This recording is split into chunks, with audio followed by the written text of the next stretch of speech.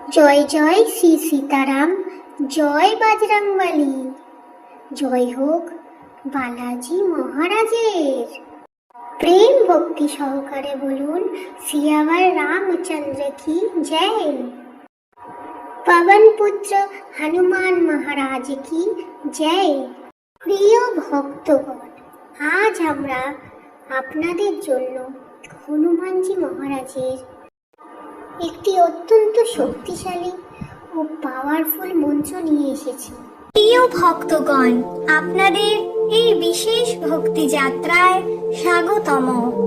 আজ আমরা এমন একটি শক্তিশালী ও সহজ উপায় আপনাদের বলবো, যা প্রতি মঙ্গলবার করলে আপনার জীবনের সব সমস্যা মূল সহ দূর হতে পারে। এই উপায়টি হলো 3 দিনের হনুমান চালিসা সংকল্প, যা আপনাকে হনুমানজির অসীম কৃপা প্রদান করবে। আপনি যদি চাকরির সন্ধানে থাকেন, পারিবারিক অশান্তি, স্বাস্থ্যজনিত উদ্বেগ বা কোনো বাধা আপনার পথে থাকে, তাহলে এই সংকল্প এবং এর সাথে কিছু অলৌকিক উপায় আপনার জীবনকে সুখ, শান্তি ও সমৃদ্ধিতে পূর্ণ করে তুলবে। ভিডিওর শেষে আমি এমন এক রহস্যময় উপায় বলবো, যা আপনার ভাগ্যের দরজা খুলে দেবে। তাই শেষ পর্যন্ত দেখুন এবং হনুমানজির আশীর্বাদ লাভ করুন। সংকল্পের শুরুতে আপনি মঙ্গলবার ও শুক্লপক্ষে এই সংকল্প শুরু করতে পারেন। কৃষ্ণপক্ষ শুভ নয়, দুপুর 12টার পরে পূজা করুন, কারণ এটি হনুমানজির কৃপার সবচেয়ে শক্তিশালী সময়।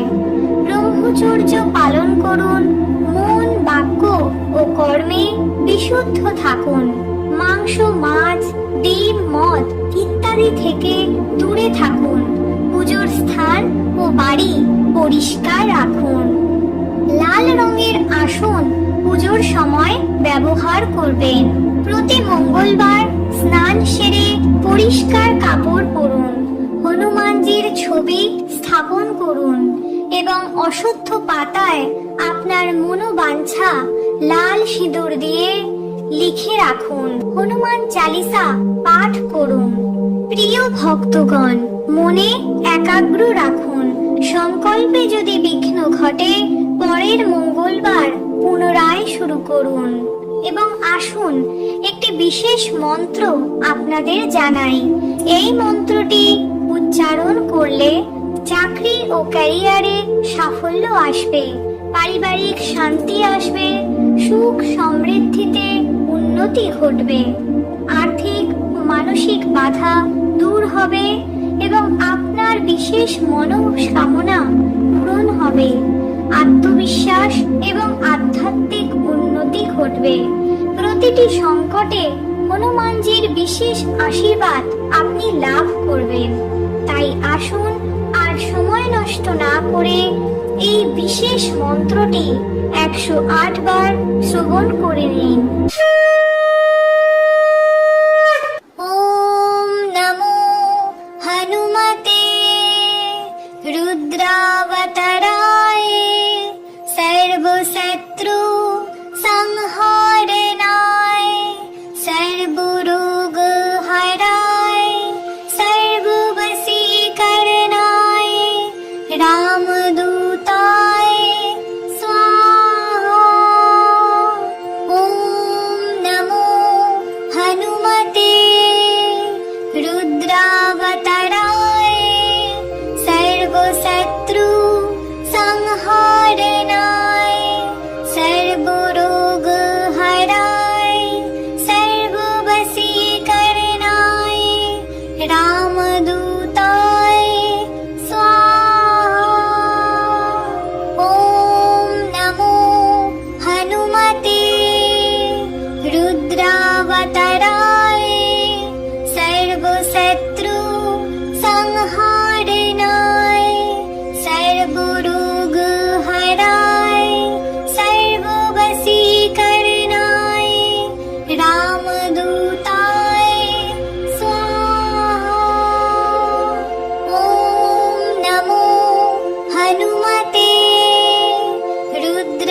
रुद्रावताराय सर्वशत्रु संहारणाय सर्वरोग हराय सर्ववशीकरणाय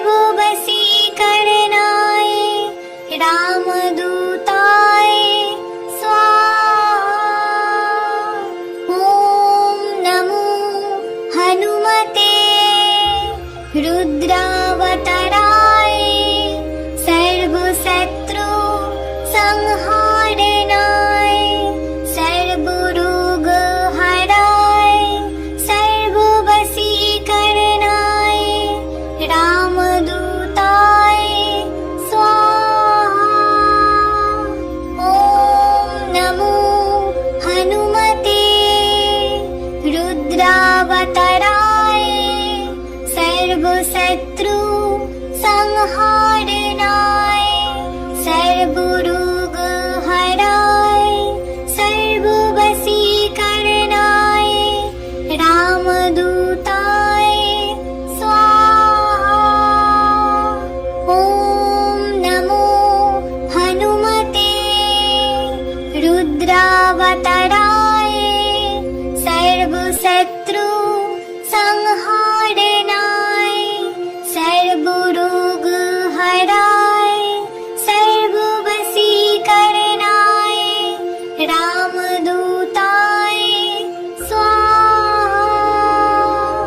ॐ नमो हनुमते रुद्रावताराय सर्वशत्रु संहारणाय सर्वरोग हराय सर्ववशीकरणाय रामदूताय स्वाहा।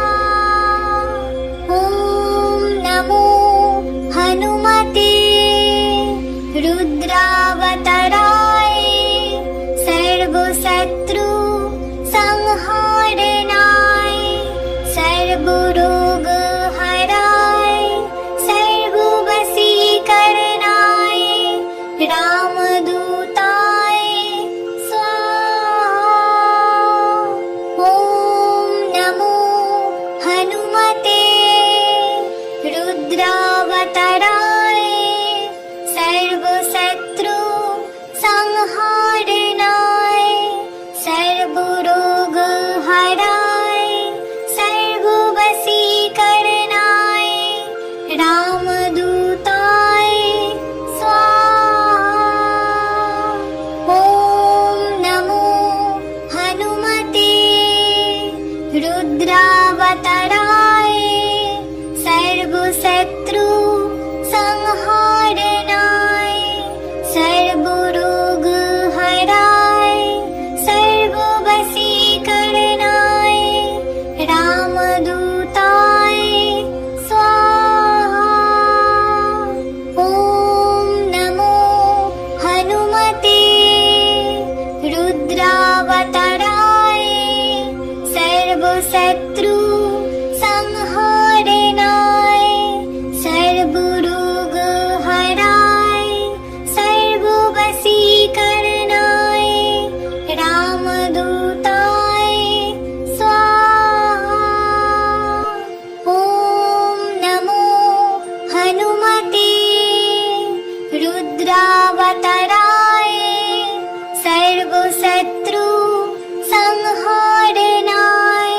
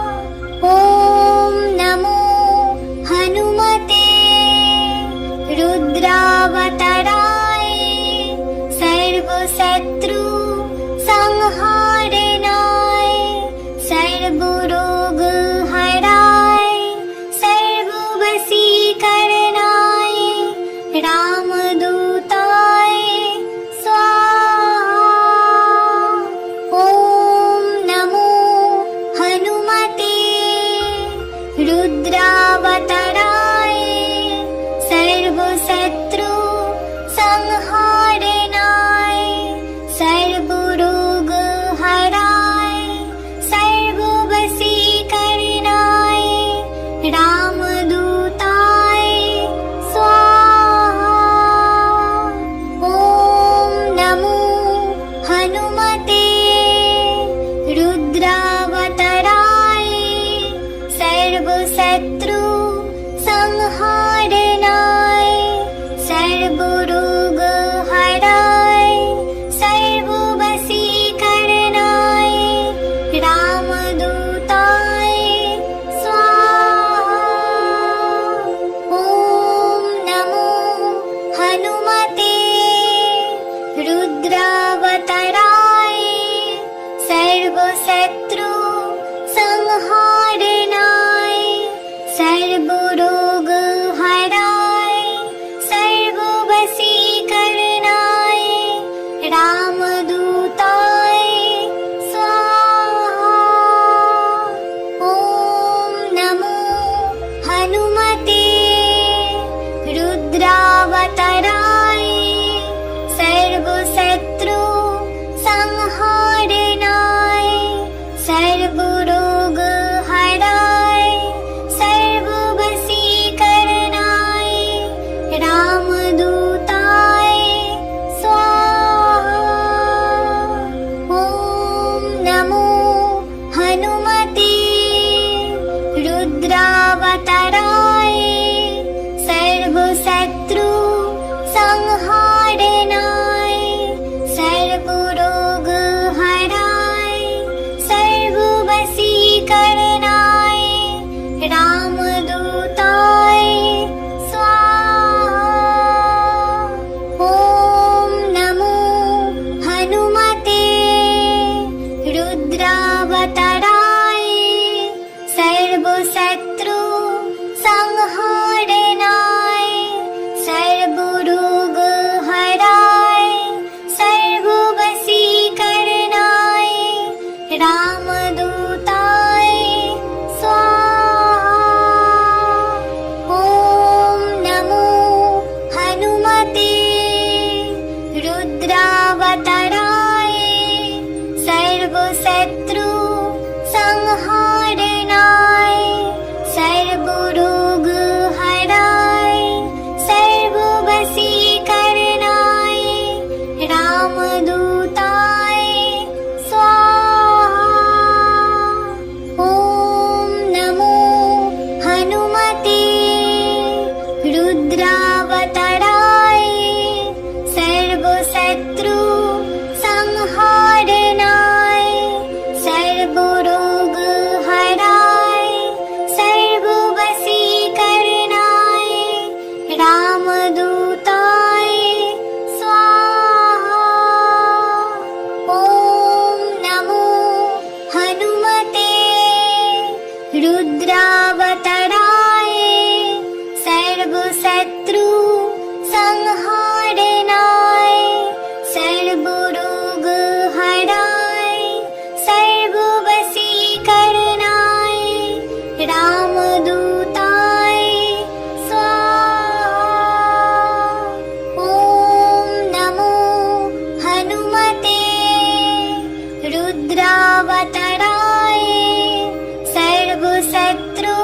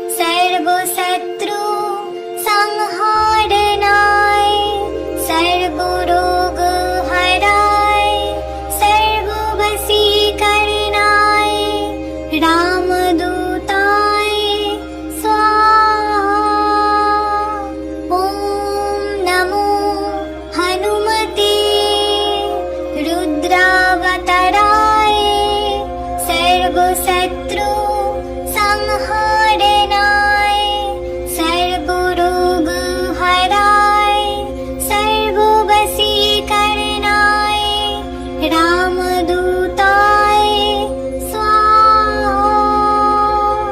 ॐ नमो हनुमते रुद्रावताराय सर्वशत्रु संहारणाय सर्वरोग हराय सर्ववशीकरणाय रामदूताय स्वाहा। ॐ नमो हनुमते रुद्रावताराय सर्वशत्रु संहारणाय सर्वरोग हराय सर्ववशीकरणाय रामदूताय स्वाहा। ॐ नमो हनुमते रुद्रावताराय सर्वशत्रु संहारणाय सर्वरोग हराय सर्ववशीकरणाय रामदूताय स्वाहा। ॐ नमो हनुमते रुद्रावताराय सर्वशत्रु संहारणाय सर्वरोग हराय सर्ववशीकरणाय रामदूताय स्वाहा। ॐ नमो हनुमते रुद्रावताराय सर्वशत्रु संहारणाय सर्वरोग